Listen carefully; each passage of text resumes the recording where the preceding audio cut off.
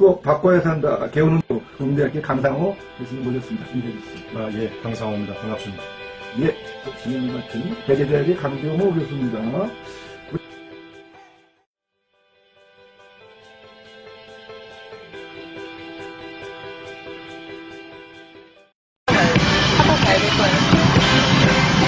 적인 어떤 좀 성과를 기대하는 것이 본질적인 문제였었는데, 들이 통일에 대해서 어떤 눈앞에 온 게 아닌가 이렇게 착각이 들 정도로.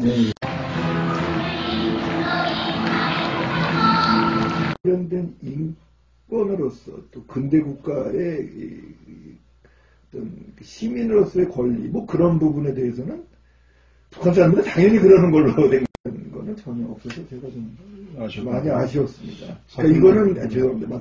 이거는 우리가 어떤 통일을 지향하고 있느냐에 대한 아주 굉장히 중요한 방향성이거든요. 북한이 어떤 사회라 하는 것을 갖다가 단적으로 보여준 거예요, 사실이. 네. 또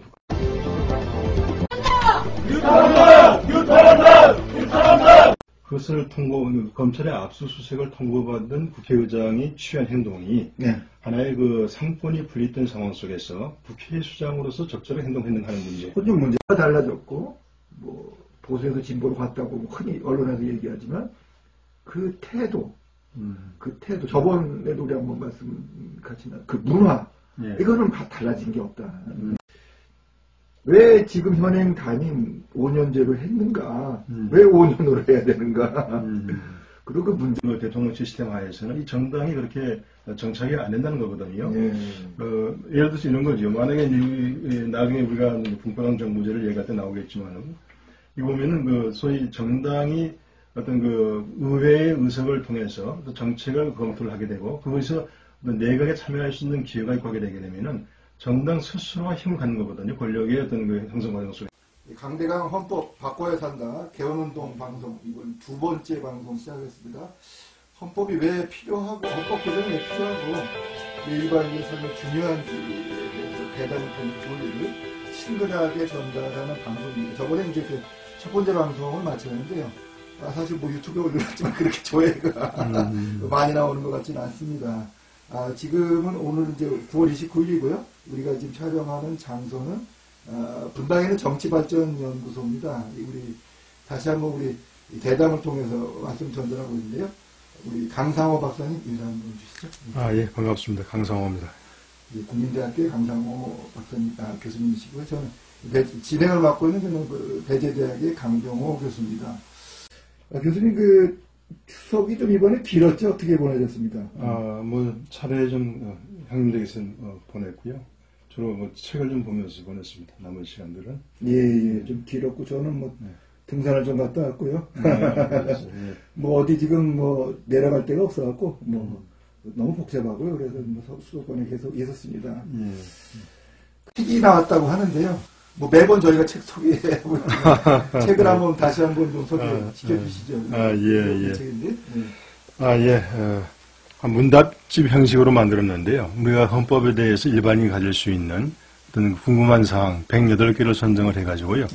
우리가 총각부터 헌법 개정까지 전체에 걸쳐서 108개를 선정을 해서 거기에 답변하는 형식으로 이번에 문답집을 발행을 했습니다. 이게 발행한 곳은 헌법개정 국민주권회의고요. 전 대표관사는 전 노동부 장관 하셨던 이상수. 평양 방문하셨고 정상회담 하신 부분입니다. 또 지금 유엔 가서 또 연설을 하셨고요. 이 추석을 전후로 해서 굉장히 한반도에 급격한 변화가 좀 일어나고 있고요. 북핵 문제가 여러 가지 일들이 벌어지고 있습니다.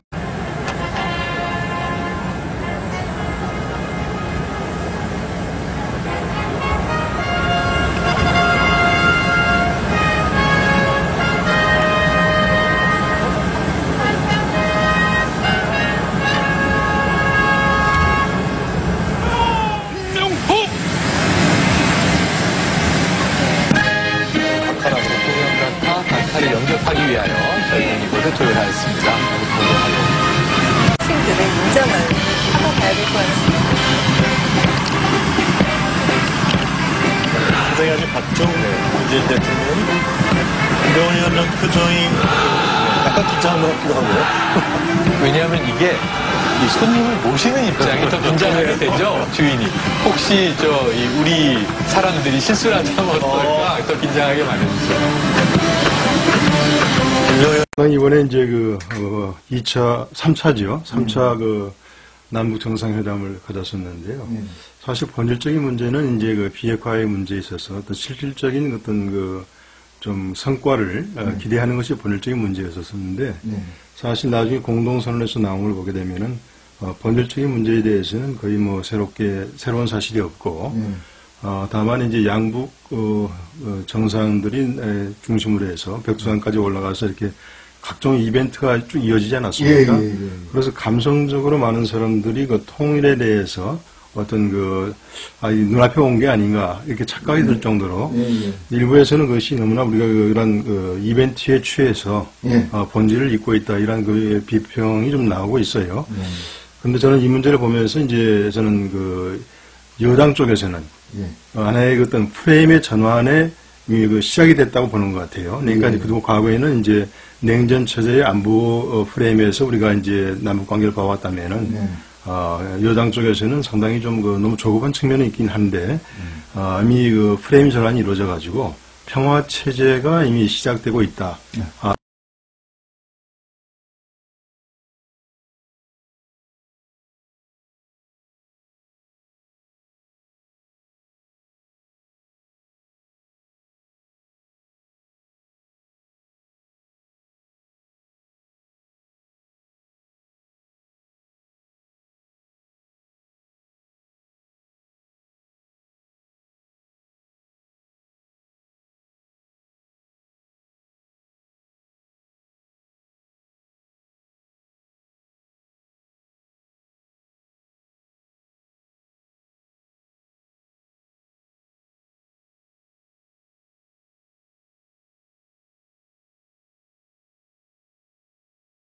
집단 체조를 아마 국내에서 처음부터 끝까지 본 사람은 별로 없을 거예요. 저는 이제 어떻게 좀 동영상을 받아서 처음부터 끝까지 봤습니다. 좀 많이 지루하더라고 보니까. 근데 제가 두 가지 놀랐던 거는 역시 지금 한 6, 7살 정도의 한 인원으로 지금 한 3,000명 정도 남녀 아이들을 데려다가 놓고 이렇게 집단 체조를 하는데 얘네들의 그 기량이 이게 아주 대단합니다. 굉장히 연습을 많이 했더라고. 근데 저 정도 되려면은 아마 한 1년 이상은 하지 않았을까, 애들이니까.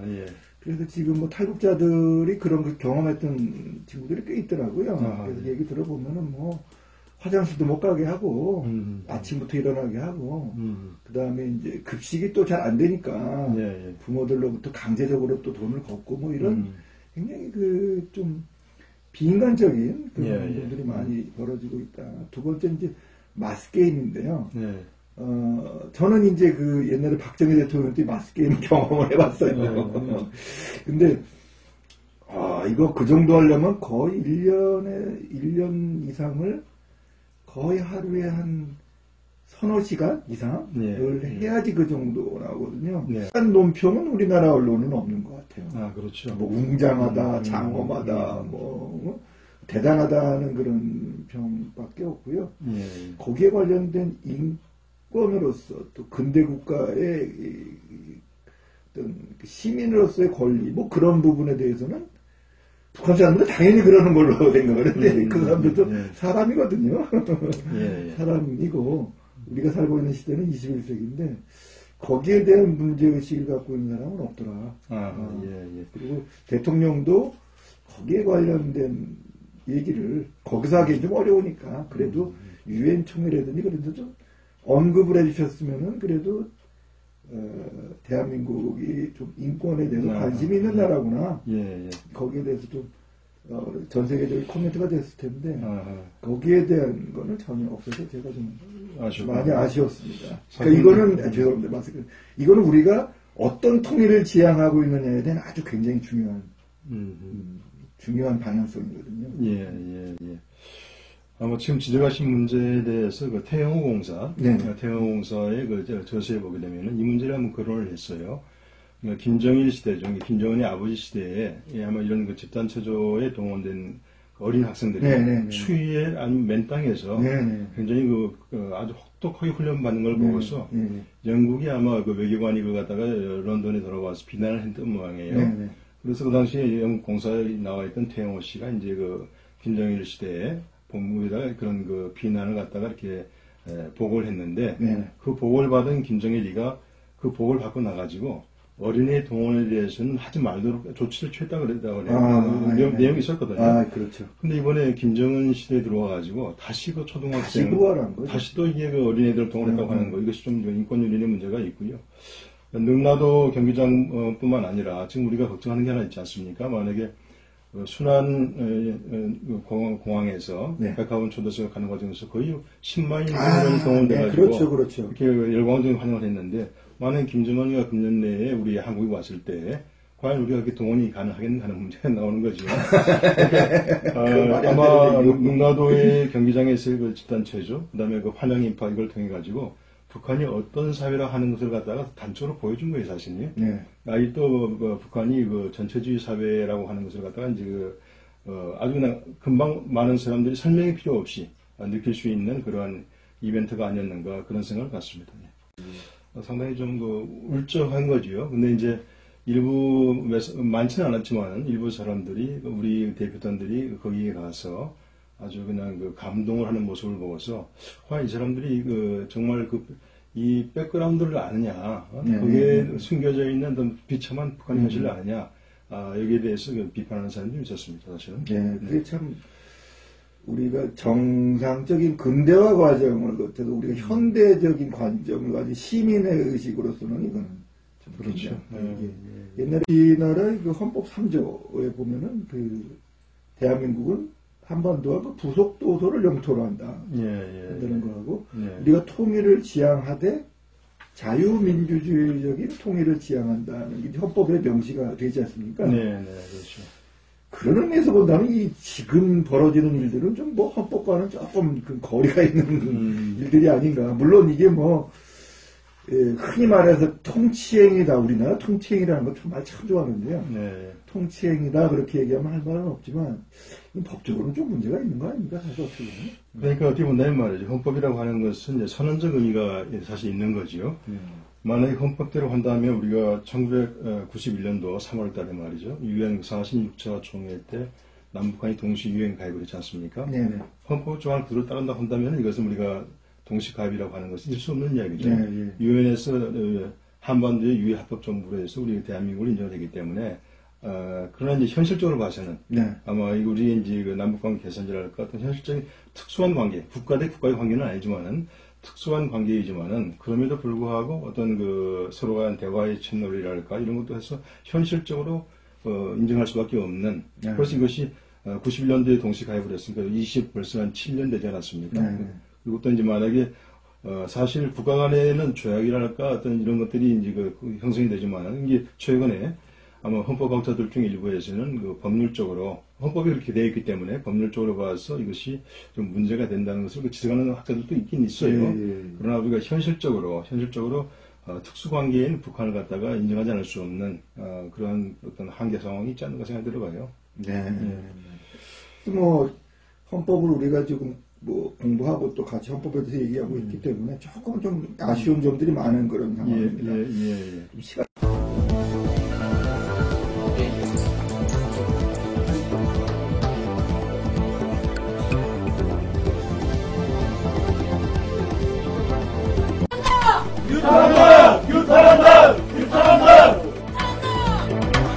원에서 예민하게 반응하는 것은 자기들이 로그인 기록을 살펴보고 이러이런 자료를 본 것 같다. 아이고야, 아뜨거라. 라고 때문에 한 것 같은데 말씀을 좀 드리죠. 대통령 해외 순방 때 수행한 사람들이 업무 추진비로 사적으로 이 예산을 쓴 겁니다. 한방병원에서 썼다고 얘기를 해서 없으니까 두 번째 좀 이슈예요. 이거 아주 뭐 크게 터졌습니다, 지금 이거. 야, 그 신재철 의원의 그 21일 날 나흘 전에 그 기획재정부에서 심재철 의원은 뭐 보도에도 많이 나왔으니까 앞뒤에 이거 좀 말씀드리면은 심재철 의원이 이제 국정감사를 위해서 기획재정부로부터 예산 자료를 볼 수 있는 아이디와 패스워드를 이제 부여를 받았는데요. 그 심의원이 실험을 해보니까 이 컴퓨터 자판에 백스페이스를 쳐보니까 아무 자료는 막 들어갈 수 있다는 얘기죠. 이거 이제 보안상에 뭐가 치명적으로 문제가 있는 거죠. 이게 엉성한 거죠. 그래서 우리 심재철 우리 자유한국당 의원이 이제 이전에 그 국회 부의장까지 하셨던 분이고요. 5선이시죠, 5선. 그렇습니다. 5선으로 알고 있는데. 그 지역구는 안양이고요. 안양 종안으로 알고 있고요. 그래서 그 기획재정부에서 고소를 한 거죠. 고소를 했는데 전격적으로 검찰에서 그 의원실을 압수수색을 했다. 근데 압수수색할 이유는 별로 없거든요. 왜 그런가 하면은 가져간 거 다 뭔지 알고 그 다음에 이미 다 요새는 디지털 파일이기 때문에 다 어디다가 다 백업할 수가 있거든요. 근데 종이로 된 건 압수수색을 하러 간다. 이건 굉장히 넌센스거든요. 사실 어떻게 보면. 그 어떻게 보면은 이제 좀 의원을 겁박하려는 의도가 상당히 크죠. 그래서 이제 저희가 그 방송을 준비하는 그 중간에도 막 이 얘기가 좀 아주 급격하게 움직였기 때문에 1차적으로 또 심의원이 그 청와대의 업무 추진비에 대해서 또 이거를 언론에다가 공표를 했죠. 여러 가지 문제점들이 있다. 근무 시간 이외에 업무 추진비 썼다. 그다음 술집, 그다음에 그 한의원, 한방병원이죠. 한방병원. 이제 코드 해외 쓸 때하고 국내 쓸 때 코드의 문제에서 청와대에 세명을 했죠. 그다음에 어저께는 이제 그 편법적으로 회의 수당을 줬다. 뭐 등등 뭐에 대해서 그런 걸 지금 발표를 했습니다. 그래서 지금 뭐 국감으로 국회가 이제 들어가야 되는데 아예 들어가지도 못하고 이미 이제 윤리위원회의 심재철 의원은 더불어민주당이 이제 제소를 했고요. 그 다음에 역으로 또 이제 우리 자유한국당 의원들은 이제 그 국회의장, 문희상 의장을 찾아가서 항의 방문도 했고, 뭐 검찰에다 또 역으로 또 고소를 한 그런 상황이 발생했죠. 그래서 지금 유은혜 그 교육부 장관 및 사회문화부총리에 대한 청문 보고서는 아예 이거는 뭐 채택이 안 되죠. 채택이 안 되네. 아예 그냥 이런 정치적 쪽으로 물건을 갖고 뭐 국회도 지금 뭐 식물국회가 될 가능성이 굉장히 크다. 그런 상황이 됐습니다. 요거를 좀 헌법적인 측면에서는 어떻게 좀 봐야 되겠습니까? 어떤 이렇게 생각하시면 될 것 같아요. 뭐냐면 이제 10월 10일부터 10월 29일까지 20일 동안 이제 국정감사가 이제 시작이 되죠. 아마 다음 주에 아마 시작이 될 것 같은데요. 아마 심재철 의원의 사건을 보게 되면 아마 여러 가지 관점에서 시사하는 바가 많이 있다고 봐요. 먼저 왜냐하면 그 자료 취득 과정에서 이것이 과연 불법이냐 하는 문제. 그 다음에 이것이 그 비공개 그 자료 자체에 나오는 업무 처리 비용 같은 것이 비공개 대상인가 하는 문제. 만약 비공개 대상이었다고 한다면은 그것을 관리했던 기획재정부의 어떤 보안 시스템의 문제. 그 다음에 이제 가장 문제되는 것이 이제 그 국회의장, 아까 헌법적인 관리를 본다면은 그것을 검찰의 압수수색을 통보받은 국회의장이 취한 행동이 하나의 그 상권이 분리된 상황 속에서 국회의수장으로서 적절한 행동했는가 하는 문제. 좀 문제가 많죠. 문제가 많은 거죠. 그러니까 우리가 지난 시간에 그 사법부를 내가 대통령 입장에서 보장해 주겠다고 했던 대통령의 인식 자체가 대통령이 모든 것을 이렇게 주관하는 것처럼 이렇게 인식이 되는 잘못된 걸 우리 말했잖아요. 마찬가지로 국회의장이 아직도, 왜냐면 국회의장이 되게 되면 당적을 버리게 되도록 되어 있거든요. 그러니까 당적을 버린다는 이야기는 뭐냐면, 어느 정당의 편향성을 갖지 않고, 국회 수장으로서의 어떤 균형 감각을 가지고서 대처해 나간다는 의미를 갖고 있는데, 사실 문희상 의장이 국회의 그 의장으로 취임하고 났을 때 많은 사람들이 기대를 했었어요. 포청천 이미지를 갖고 있고, 상당히 그 박근혜 정권 시절에는 상당히 여당과의 친화력인 어떤 그 친화력을 보이기도 했고 말이죠. 그런데, 이번 정기국회 개원사에서의 어떤 코멘트라 할까? 이번 사건을 통해서 보게 되면 과연 국회의 수장으로서 3권의 한 부서의 가장 입법부의 수장으로서 자신에 대해서 어떻게 인식하고 있는가? 자신의 역할이 무엇인가에 대해서 이게 좀 그 인식을 정확히 하고 있는가에 대해서 비판적인 목소리가 나올 수 있다는 이야기죠. 그래서 아마 헌법적인 관점을 본다면 이건 그 국회의장이 다시 한번 의장이란 무엇인가? 멀리 갈 필요도 없어요. 바로 문희상 의장 전에 있었던 정석인 의장과 비교를 해본다 하더라도 그 언행이 아직 그 헌법에 보장되어 있는 입법부의 수장으로서 적절하지 못했다는 비판을 아마 받을 수밖에 없다. 이런 생각이 들어가고요. 의원이 지금 5선이신데 우리 특히 청와대에 있는 운동권들하고는 좀 악연이죠. 아시다시피. 그렇죠. 본래 운동권 출신이니까. 네. 근데 이제 80년 아시다시피 저기 서울역 앞에 집회에서 유시민 씨하고 같이 해서 회군하게 만드는, 해산하게 만드는 아주 주역을 하셨고, 그 이후에 이제 한나라당 들어오면서 그때부터 이제 우리 주류 운동권들하고는 대립각을 쓸 수밖에 없는 그런 상황이시고요. 정치적으로 좀 쉽지는 않은 상황이에요. 왜 그런가 하면, 안양인데요. 여기가 지금 전통적으로 이 진보 좌파 세력들이 분할이 돼 있어서 지금까지 5선을 하셨지. 그러니까 정의당이죠. 정의당과 더불어민주당이 이제 분할이 돼서 다선을 하셨지. 만약에 합쳐졌으면 아마 쉽지 않았을 겁니다. 그래서 지금 그 지역구에 아주 스타를 한 명 지금 내려보냈죠. 더불어민주당에서. 이재정 의원을 지금 올려보냈습니다. 청와대에 있는 업무 추진비는 원래 공개해야 되는 거 아닌가요?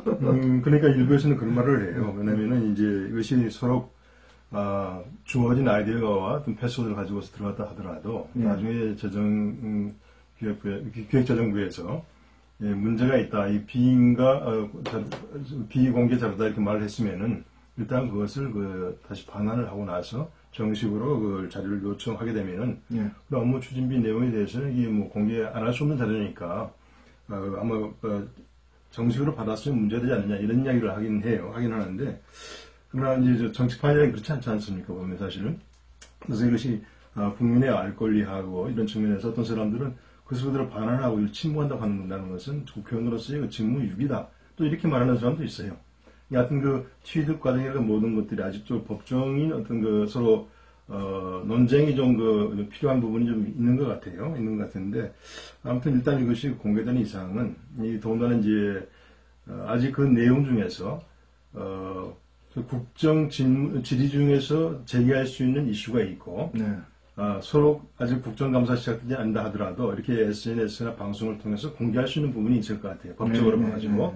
옛날에 노회찬 의원이 그렇지 않았습니까? 왜냐하면 이렇게 국회에서 발언한 내용에 대해서는 이것이 이제 면책특권이 이렇게 적용이 됐지만은 나중에 그것을 다 SNS에 올리면 그것이 문제가 돼가지고 대법원까지 가서 이제 삼성 관련된 검사 엑스파일 공개를 해서 그런 거죠. 그랬던 것처럼 아마 지금 청와대 업무 추진비와 관련된 그 내용을 공개한 것은 이것이 아마 서로 공개를 한다 하더라도 문제 심각성이 별로 없는데 오히려 더 심각한 어떤 내용이 이미 포함되어 있을 경우에 그런 심각한 내용에 대해서는 국정감사 기간 중에 아마 또 더 심도 있게 공개하지 않겠는가 하는 그런 생각도 좀 들어요. 근데 그게 사실 지금 기관장들도 그렇고 저도 공기업을 경험해봤겠지만 업무 추진비는 한 달에 한 번씩 공개하게 돼 있습니다. 어디서 뭘 썼는지 시간까지 자세하게 엑셀 파일로 해갖고 올리도록 돼 있어요. 근데 이제 통치기관이라고 말하는 그 권력기관들, 특히 청와대 같은 경우는 그거 왜 안 올리는지 잘 모르겠습니다. 이게 무슨 국가적인 안보와 관련되지 않은 한에는 다 올려도 큰 문제는 없지 않은가. 그 다음에 지나친 청와대의 민감한 반응이죠. 너무 민감해요. 왜 그럴까? 왜 그럴까 하는 그런 생각 들고, 이거는 아예 이 통치를, 이 국민은 피통치자들이야. 우리가 하는 거는 통치행위니까 이 비밀스러운 자료들은 밖에 나가면 안 돼 하는 그 권위의식이 정부가 달라졌고, 보수에서 진보로 갔다고 흔히 언론에서 얘기하지만, 그 태도, 저번에도 우리 한번 말씀 같지만, 그 문화, 예. 이거는 달라진 게 없다. 그리고 국민참여 개헌 108 Q&A의 책에 나와 있는 이게 뭐 대학교 교재 나가는 것 같지만 104페이지에 보면은 그 대통령의 임기에 대해서 권력구조에서 나와 있습니다. 예. 뭐 지금 젊은이들은 잘 모르겠지만 옛날에 그 전두환 대통령 근데 7년이었죠. 7년 단임이었고 예, 예. 그 전에 유신헌법에서는 사실상 종신 대통령. 예. 그 전에 이제 그 박정희 대통령 때는 3선 개헌을 해서 3선까지 하셨고 예. 그래서 그때는 4년이 임기였고요. 예. 그래서 우리나라가 지금 5년 단임제인데 단임이죠. 한 번 하고 끝나야 되는 거죠. 예. 근데 이 질문이 뭔가 하면은 지금 서울시 강북구에 사는 30대 이모씨인데요. 예. 왜 지금 현행 단임 5년제로 했는가? 왜 5년으로 해야 되는가? 그리고 그 문제점들은 무엇인가? 예. 뭐 그런 질문이 들어왔습니다. 예. 예, 그래서 요걸 한번 헌법 지금 국회 헌법 특위를 하셨고요. 장려를. 요 책은 지금 국민주권, 국민참여 개헌, 요 사단법인으로 된 헌법 개정 국민주권회의. 거꾸로 됐네요. 네. 헌법 개정 국민주권회의에 예. 사단법인에 또 지금 참여하고 계신데 어떤 자격으로 하시나요? 뭐 운영위원. 예. 하시는 입장에서 한번 네. 그 문제 일반인의 질문에 대해서 한번 좀 말씀해 주시면 좋겠습니다. 5년 단임 대통령제를 이제 왜 여기서 가장 나오는 것이 왜 단임을 했느냐 하는 문제였잖아요. 근데 우리가 그동안에 9번에 걸쳐서 이제 헌법을 개정을 했는데요. 거의 모든 헌법 개정이 그 권력 구조와 관련된 부분이었어요. 그러니까 만약에 이제 중임제인데도 불구하고 다시 한번 하기 위해서 3선 개헌을 했다거나 유신헌법, 지적하신 것처럼 유신헌법에서는 종신 대통령을 한다 하거나 말이죠. 그래서 그런 어떤 그 과거의 경험으로부터 이게 중임제를 하게 되게 되면 자꾸 욕심이 나니까 한 번으로 끝내자. 그래서 그 단임제 정신이 이제 지난 87년 9차 헌법 개정당이 이게 이제 반영이 됐고요. 다만 이제 5년 단임 대통령제 문제점을 저희가 그 책에서 지적한 것은 5년 단임제로 규정되어 있는 이 대통령제의 문제점을 이제 포괄적으로 제가 기술을 했거든요. 그러니까 이제 단임을 한 이유에 대해서는 그게 이제 아까 이제 만약에 단임을 할 때에 그런 정신을 시작을 했었는데 어떠한 문제점이 이제 나타나고 있느냐면은 5년 단임으로 하다 보니까 정책의 어떤 그 결과에 대해서 책임을 물을 수 있는 장치가 없어요.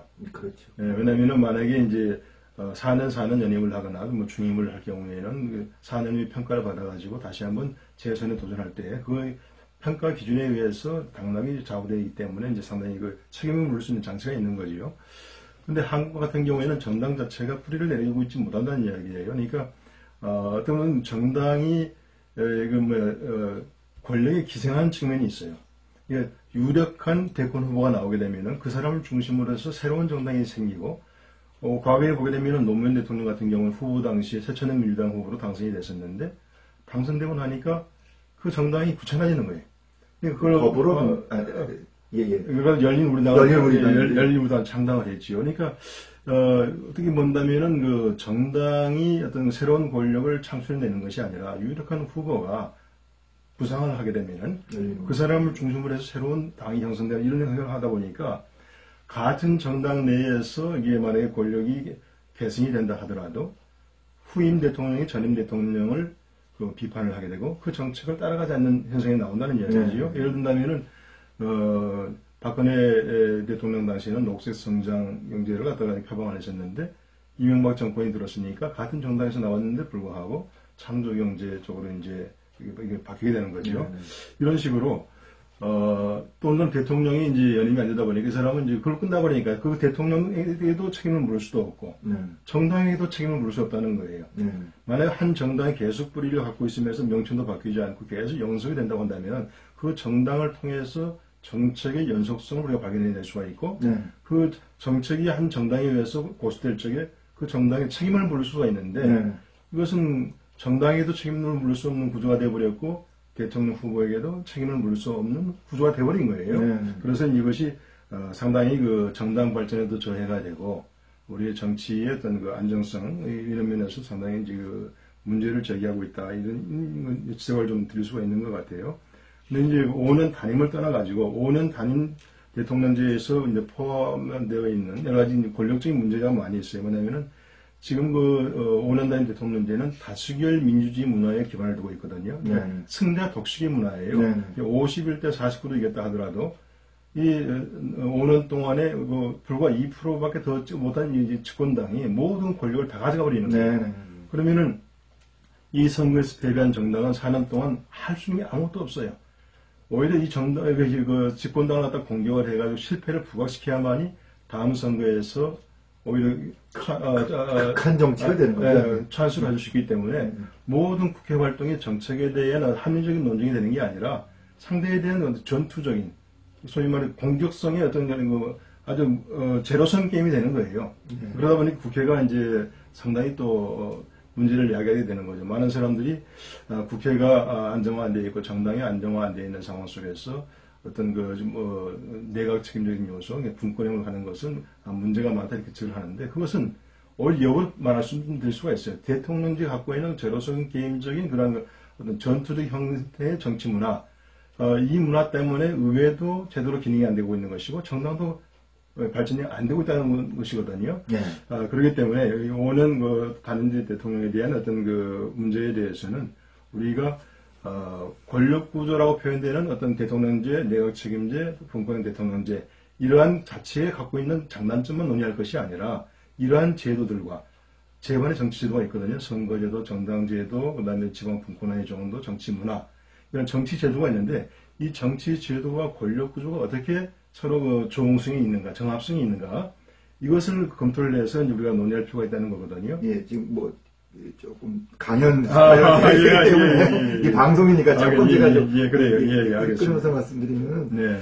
제가 그 87년도 예. 그 헌법 개정에 있어서 좀 잡지들이나 전문지들을 보면서 보니까 너무 급하게 그때 헌법이 개정됐다는 그런 생각도 들고요. 예. 그다음에 그 당시에는 그 삼김이라는 카리스마가 있지 않습니까? 예. 그래서 이 삼김이 대통령 되는 거에 대해서 87년도에는 어느 정도는 좀 생각을 하고 그림을 그리지 않았나 그런 지금 제가 역사를 다 훑어보진 않았지만 그런 느낌을 받을 때가 많습니다. 그래서 지금 대통령제는 좀 삼김과 같은 정당을 떠난 어떤 개인의 카리스마 있는 지도자가 있어야 되지 않나 그런 생각도 좀 들고요. 그 시대는 이미 끝났는데 두 번째는 저는 이제 그 공적인 일을 좀 해봤으니까요. 실질적으로 정책을 만들어오고 하는 그런 경험이 있는데 5년은 굉장히 짧습니다. 왜 그런가 하면 예를 들어서 이제 어디라 어떤 특정한 사업을 얘기하면 또 이상하게 들릴 것 같으니까 그냥 예를 든다면 4대강이다. 그 예를 든다면 MB 때 그렇다면 4대강 좋자 나쁘다 떠나서 일단 정책으로서 대통령이 이걸 한번 해보고 싶다. 그래서 어떤 민의를 받아서 내가 그 당선이 된 거니까. 그러면 그걸 갖다 홍보하고 여론을 조성하는데 적어도 6개월에서 7, 8개월 걸립니다. 그러면 이제 그 예비타당성 조사를 해야 되거든요. 사업에 대해서는. 부처에서 안을 만들고 예비타당성 조사가 한 1년 걸립니다. KDI에서 대부분 하는데요. 그러면 이제 이게 법안으로 올라오면은 상임위를 거쳐서 그 전체에서 지금 총회에서 그 의결되는데 그게 한 1년 반 정도 걸려요. 그렇게 되면은 상임위에서 야당이 그냥 좋습니다 하고 바로 통과해 주는 그런 건 없으니까 본회의까지 올라가는데 1년에서 1년 반. 그럼 다 합치면 3년 정도 소요가 되니까 그러니까 이건 제가 어림잡아 짐작을 했는데 우리나라 지금 전반적으로 정책이 법안화되는데 3년 반 정도 이상이 걸린다고 이건 이미 국회에서 발표가 됐습니다. 근데 재밌는 거는 우리나라 그 대통령제는 3년 넘어가면 그때부터 문제가 막 터지기 시작해요. 다니니까. 4년 때 넘어가면서 이렇게 힘을 받기가 거의 불가능하죠. 거의 불가능합니다. 왜 그런가 하면은 이 관료 집단은 굉장히 빨리 눈치가 굉장히 빠른 집단이라서 제가 깜짝 놀란 게 그 박근혜 대통령 탄핵을 받으니까 창조경제 있지 않습니까? 창조 그 다음 날로 모든 공문서에서 창조경제라는 단어가 싹 사라져 버립니다. 그렇게 빠른 집단이거든요. 그러니까 3년 반이면 이제 5년 담임제에서 대부분 이제 뭔가 문제가 터져요, 항상. 측근 비리, 가족 비리, 뭐 문제가 생깁니다. 그럼 그때부터는 정책이 될 수가 없습니다. 집행될 수가 없어요. 그러니까 우리나라 모든 정권들은 항상 보면은 1년 차는 이전 정권에서 했던 일들을 1년 반 정도는 해야 돼요. 단임제이기 때문에. 이거 굉장히 지금 애매하고 어렵고 지속적으로 우리나라가 어떤 그 정책을 입안하고 특히 경제 같은 경우는 이게 효과가 나타나는 게 굉장히 오래 걸리거든요. 3년 이상 걸리는데 그런 사업을 하기에는 굉장히 지금 어려운 구조로 되어 있다고 생각이 됩니다. 아이고, 좋은 걸 지적해 주셨는데요. 아까 실제로 현재 5년 단임제지만은 일부에서는 그렇게 실제 대통령 임기는 3.5년이다 이런 말을 해요. 그러니까 후반기 1.5년은 거의 아무것도 못한다는 이야기죠. 네, 그런 이야기가 있고요. 그 다음에 이제 아까 이제 만약 서로 4년 연임제가 되거나 아니면 6년 단임제로 되거나 이렇게 한 기간을 좀 더 늘릴 수 있는 기회를 갖는다 하더라도 이것이 한 정책이 어떤 대통령 1인에게 모든 것을 맡겨버릴 때에는 그 단절될 수 있는 위험이 상당히 많이 있어요. 그렇기 때문에 이것이 모든 정책은 이제 그 정당에서 이게 검토가 돼가지고 한 정당에서 그 정당의 정책으로서 받아들일 적에 서로 대통령이 바뀐다 하더라도 그 정당에 의해서 그 정책을 장기적인 플랜을 집행할 수 있다는 이야기죠. 근데 현재와 같은 우리의 그 대통령 시스템 하에서는 이 정당이 그렇게 정착이 안 된다는 거거든요. 예를 들어서 이런 거죠. 만약에 이제 나중에 우리가 분권형 정부제를 얘기할 때 나오겠지만은 이 보면은 그 소위 정당이 어떤 그 의회의 의석을 통해서 정책을 검토를 하게 되고 거기서 내각에 참여할 수 있는 기회가 있게 되게 되면은 정당 스스로가 힘을 갖는 거거든요. 권력의 어떤 그 형성 과정 속에서. 근데 지금 같은 경우에는 모든 그 내각의 임의라고 하는 것이 그 대통령의 임의로 이렇게 지명하는 식으로 하사하는 거죠. 그렇게 되는 거죠. 그러다 보니까 정당이 어떤 힘을 갖지 못하는 거예요, 사실은. 네, 만약에 총리를 갖다가 국회에서 선출한다 할 경우에는 그 총리 선출 과정 속에서 정당이 관여할 수가 있고 말이죠. 그 총리가 선출되면은 국회에서 이제 어떤 그 내각에 들어가게 되게 되고 하기 때문에 실제로 대통령과의 영향권 밖에서 스스로 어떤 그 힘을 갖게 되는 거거든요. 이런 구조로 가야 된다는 거예요. 그래서 우리가 꿈 같은 얘기입니다. 그렇습니다. 우리가 이제 그 분권과 협치가 이 시대의 정신이라고 말했잖아요. 그 분권과 협치의 출발점이 바로 총리를 국회에서 선출하는 것이고 그 과정을 통해서 정당이 일정 부분 자기의 위치를 확보할 수 있는 이러한 구도로 바꾸자는 이야기거든요. 근데 현행 5년 단임제 대통령제에서 그것이 불가능하다는 이야기죠. 제가 이제 그 공부를 영국에서 했었는데요. 여러 가지 부러운 점들이 있지만 정치적으로 보면은 정당입니다.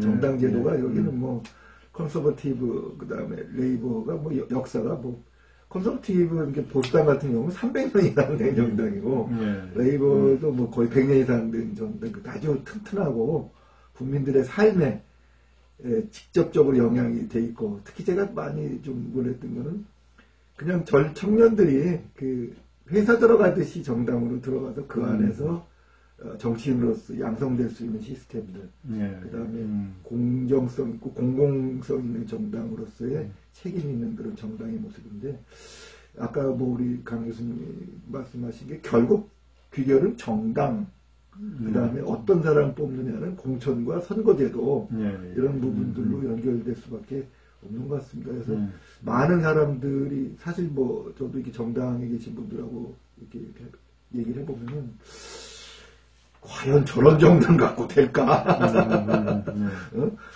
가장 우리나라에서도 뭐 어떻게 교회보다도 낙후된 것 같아요, 시스템이. 그런 건 느끼.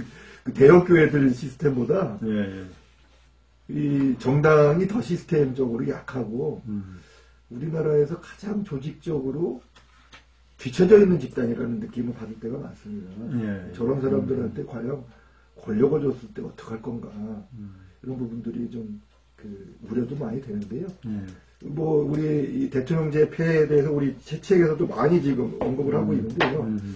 뭐 다음 시간에도 우리 5년 단임제의 폐해, 그다음에 우리 정치사에서 잠깐 했다가 사라졌던 그 내각 책임제 책으로 치면은 108페이지, 109페이지가 되겠네요.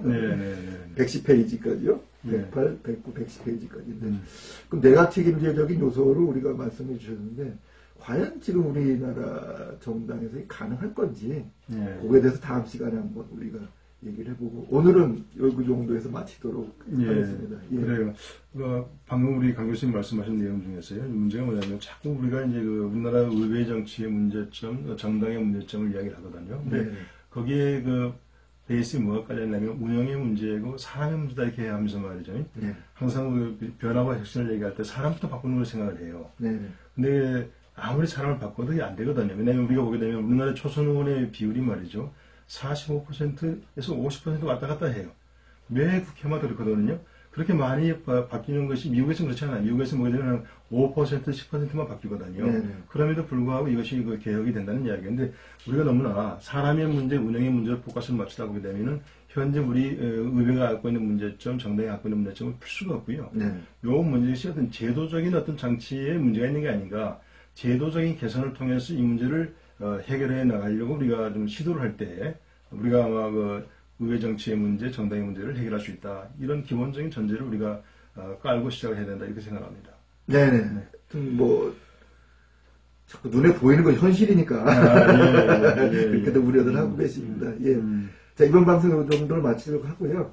강대강 헌법 바꿔야 산다. 우리 일반인들의 질문을 받아서 헌법에 대해서 우리가 한번 같이 찬찬히 공부를 하고 있습니다. 뭐 재미있게 해보려고 그러는데 사실 주제 자체가 이렇게 재미가 있는 주제들은 아닙니다. 네, 알겠습니다.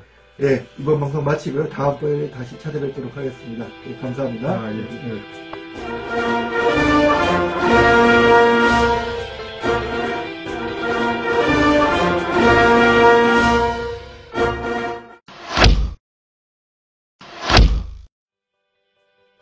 헌법 바꿔야 산다. 개헌운동 국민대학교 강상호 교수님 모셨습니다. 인사해 주시죠. 강상호입니다. 반갑습니다.